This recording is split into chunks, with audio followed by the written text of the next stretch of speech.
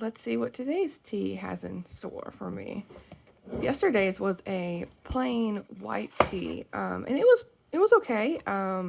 It didn't have a ton of flavor, but it was like a Nepalese white tea. So here's day 2, and it's Cupid's Breakfast.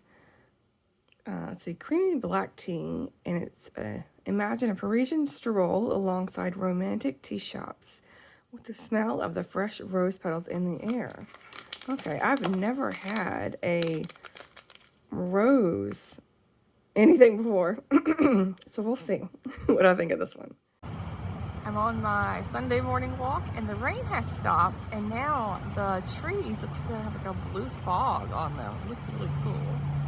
Hi BookTube, it's now 3 o'clock on Sunday afternoon, and I just thought I would sit down and do a little catch up with you on what I've been up to.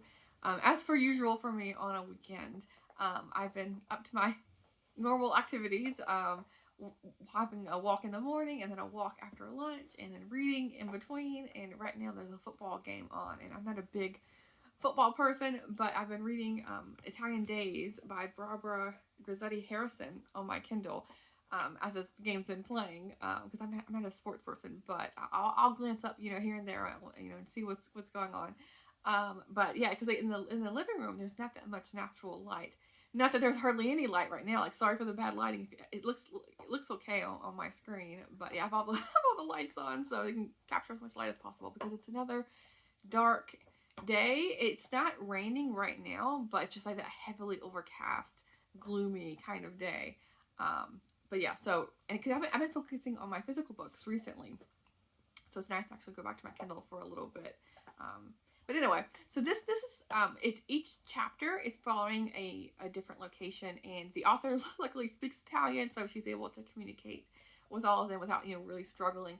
And right now she is in Venice and talking about the different the canals, and I just read a section on the Catholic Church and like the tourist perspective of going to different mass ceremonies versus her experience, or like the people who live there kind of thing. So yeah, this is interesting, and it makes me want to go to Italy and just experience all of it, especially like Venice. I feel like that's such a when you think of Italy, I feel like you either think of like Rome or Venice. So yeah, I've been to like Venice, California, but not in Italy.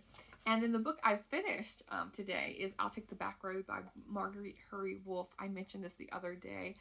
This is all about living in Vermont as someone who didn't grow up there, and at first was just a vacationer, and then someone who was living there just during the summers. And so she really has a love for Vermont, and it really comes through. She has not only one but 2 houses when she's there.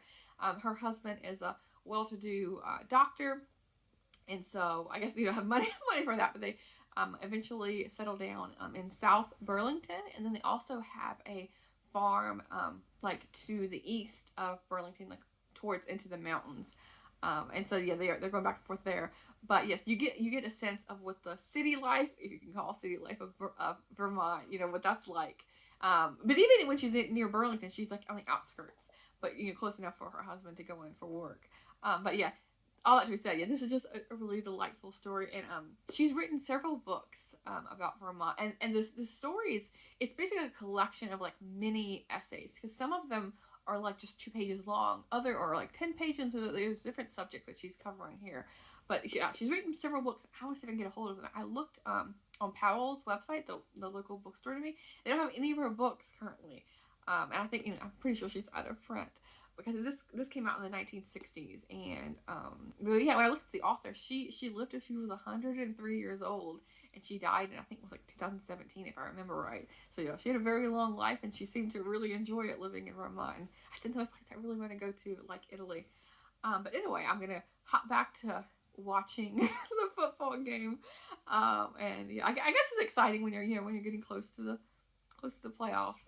That's when I'll get maybe more interested into it. I don't know, because it's hard for me to follow what's going on. I mean, it's exciting enough, but it's just not my not my hobby. But yeah, back to reading this, and I'll talk to you in a little bit.